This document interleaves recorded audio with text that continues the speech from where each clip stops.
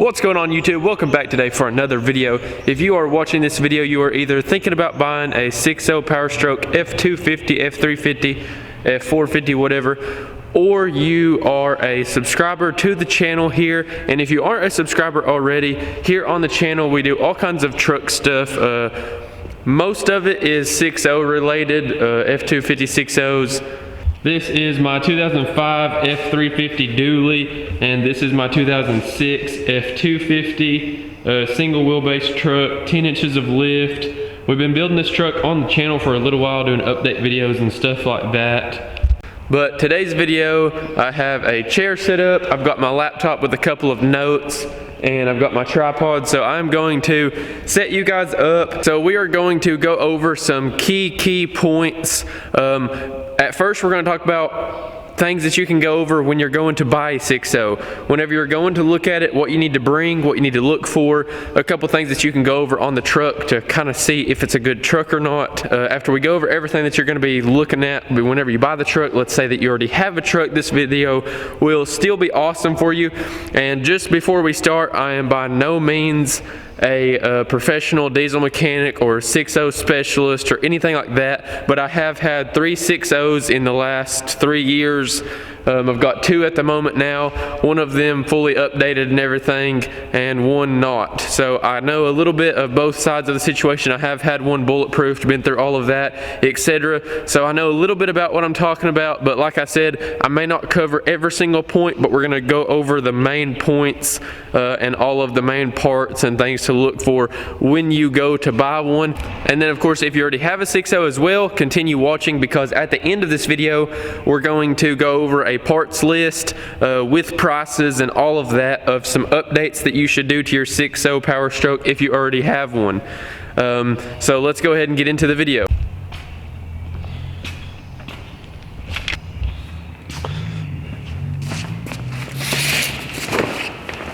So the first thing that you're going to want to check whenever you go and look at your 6.0, and there is kind of like a redneck way to do this, or you can actually pressure test the coolant system and see how much pressure builds up in the coolant system. There are videos on YouTube already of that. So you can either take the gauges and everything with you to pressure test the coolant system, to test the head gaskets and see if there is a head gasket failure on the truck.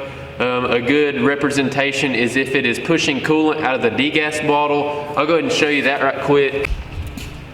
So this is the degas bottle on a 6.0 Powerstroke. You're going to see a lot of white streaking and stuff like that around the degas bottle. It's going to be pushing coolant. So if the degas bottle is pushing coolant, 99% of the time you're going to have blown head gaskets. There are other things that can cause that, I think.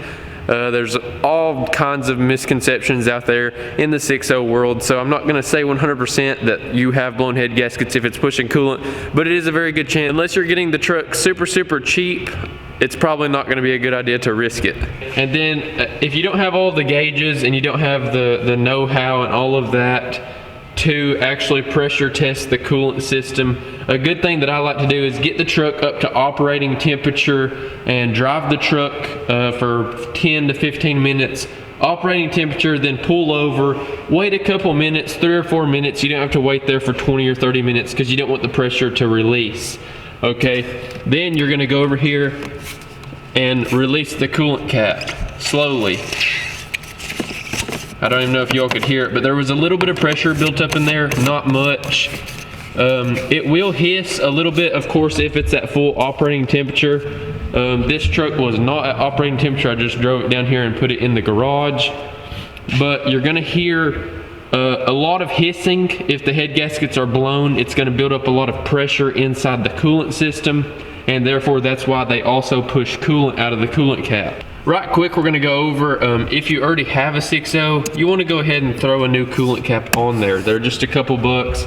It's a little bit of safe insurance, and because these coolant caps can actually fail, they are designed to release at 16 PSI, and if they do not release at 16 PSI, you can build up a lot of pressure in there and actually blow the head gaskets due to just the coolant cap, something as simple as the coolant cap. Next thing that we're going to go over is just simple oil leaks. There's a lot of common oil leaks on these trucks. You want to look into previous maintenance as well. That kind of goes along with the oil leaks. If anybody has changed the oil cooler in the truck, if anybody has changed the turbo on the truck, if anybody has changed any parts on the engine itself, and then there's an oil leak, it could be something as simple as putting a new gasket on it. Whatever part that they didn't put right, they could have not cleaned the surface very well whenever they put the gasket on, and it's just leaking oil, something simple like that. Or, of course, if it's just dripping oil, it may be something simple. If it's pouring oil, it could also be something simple. So you never really know unless you get into it and diagnose it. So oil leaks and transmission fluid, power steering fluid, all that, any kind of fluid leaks is something that you're going to want to look for on these trucks. Crawl up underneath them. Don't be shy whenever you're about to go spend all of your money on a diesel pickup truck, because these trucks, if you get a bad one, they can be a humongous money pit. So you really want to look for oil leaks, transmission fluid leaks, power steering leaks, brake fluid leaks. You want to look for leaks under it. I'm sure you already know that, but I just wanted to go over that in the point for people who are new to, maybe even new to trucks, new to vehicles, younger people that are about to go in debt for a truck. You want to crawl up underneath it and check it out, see where it's coming from. I'm going to show you a couple common leak points that you can check just underneath the hood. So something very common is this boot right here on the hot side intercooler pipe. So you just want to feel underneath it, and if that boot has any oil on the bottom, that could in fact be where your oil leak is coming from. Secondly, you can crawl up in here and shine a flashlight down in here. Right here's your oil housing. You can shine your flashlight down in here if the truck has had a previous oil cooler replacement and they didn't clean the valley of the block or valley of the motor or whatever very well, and then they put the gasket back down there. The oil cooler replacement could cause a leak there. So you just want to climb up in here and look for any visual things. There is a oil feed line, turbo drain tube that's kind of common. It has a little O-ring on it that leaks. There's a little pressure solenoid somewhere around in here that leaks. That's pretty common as well. So you just want to kind of look and see if you can visualize anything in here. Most of the time, if the oil leak is coming off the back of the engine, it's going to be something up here on top, so you should be able to visibly see it most of the time. So the next thing that we're going to go over is mods.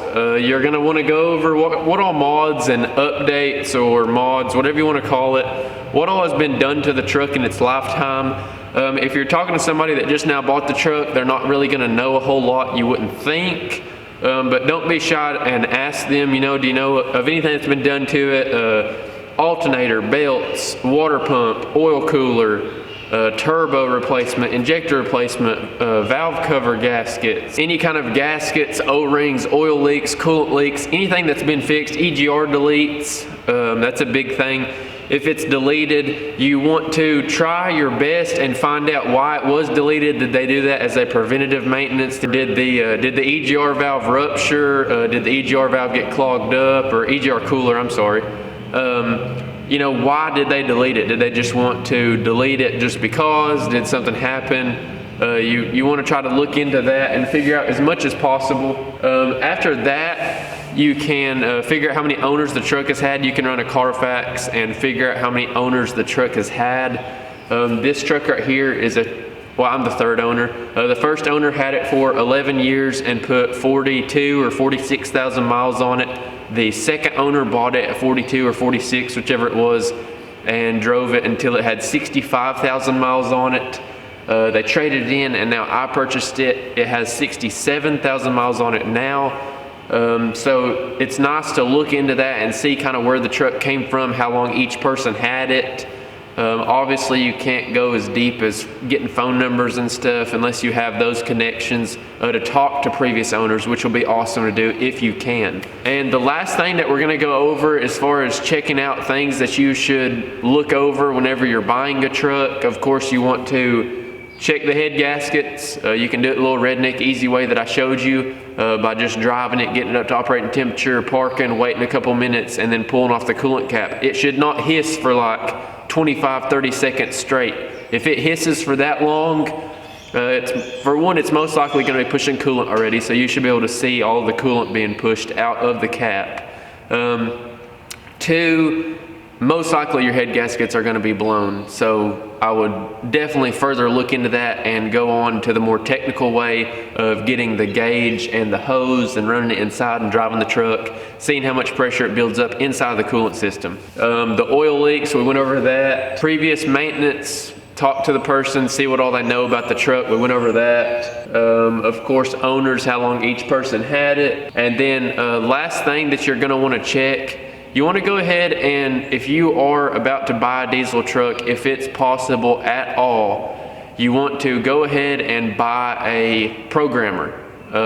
You can buy a SCT X4 programmer. They run $400.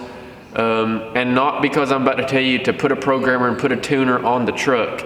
You can buy just a edge monitor. They have the gauges on the edge monitor as well. The SCT X4 has the gauges, and it also will tune your computer to do different things like a towing tune, a performance tune, a street tune, change the transmission shift points, make it drive a little bit better. You can get custom dyno tunes if the truck has head studs and all that stuff and you're wanting to, you know, push some power out of it. So that's why I don't really think that it's necessary to buy just the monitor itself, because someday later on I may want to tune it, but I can use the SCT tuner as a monitor as well and put it up in the windshield like I'm about to show you. The SCT X4 runs $400. You can buy it from like a tuner website, like if you want to go ahead and jump on in and go ahead and buy some tunes for the truck. Most of the time they'll discount their tunes if you buy the programmer from them. So, you know, you take a $400 programmer, $100 tune, you may get it for $450 shipped to your door or whatever. All places are different. You'll just have to kind of check into that. I'm gonna get a little closer here. So this is a SCT X4 programmer, monitor, tuner, whatever you want to call it. And pretty much you are going to go in here to the menu. I'm gonna turn the key on. I've got my flashlight set up just to show you. Right under here is going to be your OBD2 port, and the programmer will plug right into that. So the reason that this is important to do is you want to turn the truck on, obviously drive it, and this is how you're going to check your oil cooler life. The oil cooler is pretty much just a radiator. You know, it's the same design as a radiator. It has fins inside of it, oil runs through it, and coolant runs through it separated. The Ford Gold coolant that runs in these trucks from the factory, and of course we'll go over prevention matters for this as well here in just a second, so continue watching the video. But anyway, so it has some sand-like particles inside of it that can clog up that radiator, and then it doesn't cool your engine oil like it should. So the coolant is running through it, the fins get clogged up with the coolant particles, and then your oil starts getting hot. You don't know it because you don't have gauges on here, you don't know what your oil temperatures are, etc., and you melt down your truck, or it just runs hot and it's hard on it, or it could possibly blow a head gasket. It can cause all kinds of problems. So pretty much you want to go drive the person's truck and then just check everything. So of course this truck is not at operating temperature, but what you're looking for right here is your engine oil temperature and your engine coolant temperature. It's what's called a delta, and pretty much a delta is just a technical term for how far are these numbers apart from each other. So you've got your coolant temp at 72 and your engine oil at 69. Of course, this truck will warm up and get up into the 170s, 180s, 190s, 200s if you're towing, anything like that. So let's say that your coolant temperature is running 185 degrees. That's kind of like a happy median. And your coolant temperature is 181. So right there your delta would be 4 degrees.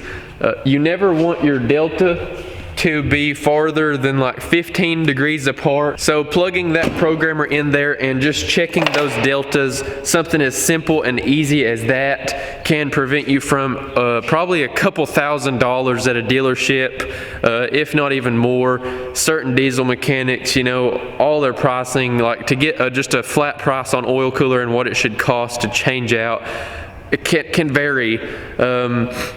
I have a parts list that we're going to go over here in just a second, so just continue watching the video. You can skip through this if you already know about all the oil cooler and stuff anyway. But pretty much your oil cooler is right down here on top of the block, and it has fins in it. Just like a radiator right here, it has all the little fins in it, and the coolant travels through it and the oil travels through it, separated of course, and it is cooling the oil that goes through the motor with the coolant. So anytime that those temperatures are far apart, that means that your oil cooler is clogging up with the particles that are in the coolant, and it can rupture, it can blow your head gaskets, it can do a variety of different things. So if you're driving that truck that you're about to buy and the oil temperatures are 209 or 210, 211, and your coolant is like 184, you know, that would be almost 20, 30 degrees apart, anywhere around there. That truck is going to need an oil cooler soon. You really theoretically would want your oil and your coolant temps to be between 1 and 7 degrees apart 24/7. That's not always the case, and they do make ways that you can back flush the coolant through the oil cooler and actually run the coolant out backwards, and it can wash that out and help wash it through and save you from an expensive repair bill. So the oil cooler is definitely something that you want to check into, and that pretty much sums it up for things that you want to check over whenever you go to buy a 6.0. So next we need to go over, once you buy the 6.0, let's say all this checks out, you are not in the clear. There are updates, unless you buy one like completely bulletproofed, and it's bulletproof the correct way by somebody that knew what they were doing and they done more than just put the head studs in. I can't express it enough, guys. Bulletproofing a truck does not just mean I put head studs in the truck. We swapped everything out. We put some Chinese head gaskets on it, put studs on there. It's a race truck now. It's just going to be reliable forever. No, that's not the case. There are all kinds of parts that go into the bulletproofing process. So I've got a couple of them right here on the computer, along with the prices that everything costs. Now this is just parts price. This is not installed, nothing like that. You're just gonna have to check at your local area. So the 6.0s run off of a high pressure oil pump. That's what feeds their injectors and all of that. I think I may not be technically saying that right or whatever, but anyway, there's a high pressure oil pump system on these trucks, and pretty much there are O-rings, all kinds of O-rings inside of parts inside the motor, and from where it's off of the high pressure oil pump, you know, these trucks see 3,000 to 4,000 psi of oil pressure inside of the motor, and all of the little channels and valleys and everything. That's how much oil pressure they see. Wide open throttle, maybe even more. I haven't really even looked. But let's say that you're driving and your 6.0 shuts off and it's hot and it will not start back. That means that your oil is thin and you have an oil leak, not outside of your motor. That doesn't mean that it's pouring oil on the ground. You have an internal high pressure oil leak. Okay, and what that means is most likely your standpipes, your dummy plugs, or your STC fitting has failed. One of the O-rings on that stuff has failed. The STC fitting is on the high pressure oil pump, and it is a snap to connect fitting. Let me pull up a picture of it right here. So this is the STC fitting on KT Performance, and it's this fitting right here. It fails, normally it snaps together, and that can actually blow apart or start leaking. So this gets replaced with a steel or metal, whatever you want to call it, threaded piece, and it will then thread together for the oil pressure to go through, and therefore that problem's relatively permanently fixed. Okay, so that costs you $50, but you do have to remove the turbo, you have to remove parts on the motor, take apart the high pressure oil pump, rebuild all that. That may or may not be something that you want to do yourself. The standpipes and dummy plugs is what's next, and I'm going to go ahead and show you those as well. So this is what people mean when they say updated standpipes and dummy plugs. I recommend all Ford stuff on these trucks. Some of these other ones may be better, may not be better, I don't know. But this is the updated standpipes and dummy plugs, and as you can see, there are O-rings on the top and bottom, and oil travels through these, and normally they're like the rubber O-rings, I think, and correct me if I'm wrong down in the comments.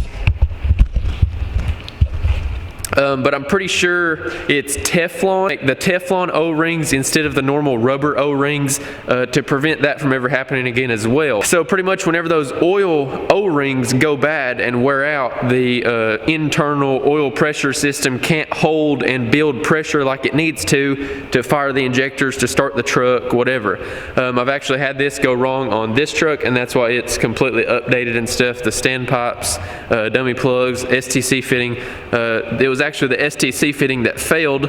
Went ahead and done all the updates as well. So for the updated standpipes and dummy plugs to fix that problem or prevent it from ever happening and leaving you stranded, it's around $125, relatively cheap, and then you can actually put those in yourself. There's a lot of videos here on YouTube of pretty much everything that I'm covering in this video. There's awesome YouTubers like me and awesome YouTubers like everybody else out here. Diesel Tech Ron, shout out to Diesel Tech Ron if y'all watch Diesel Tech Ron. Rest in peace, Diesel Tech Ron, brother. Diesel Tech Ron is literally like my main man. Miss him so much. Never got to meet him, never got to talk to him, never done anything like that, but I've watched his videos forever, literally over the last 3 years. So of course my prayers and condolences are with your family, Diesel Tech Ron. Rest in peace to a legend. Okay, and next up, we're going to cover this again, kind of just the gauges on the SCT. It's very, very important to have those gauges and to watch all of your temperatures. And then, of course, if you were to ever have a failure, you can actually go in there and look at your internal injection pressure or something like that, your internal oil injection pressure, and crank your truck. And if it's not building at least 500 PSI, then that's your problem. You have an internal high pressure oil leak. My next issue is the degas bottle right here, or Degas bottle, however you want to call it, the lost Degas bottle. These can crack over time. I've seen them split at the seams right here. I've had one crack right here on me. As you can see on this truck over here,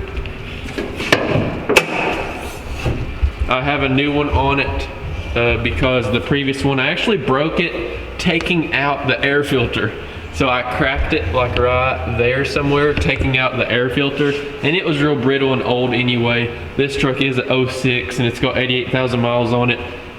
But it was brittle and it was cold out. So you want to go ahead and throw one of those on.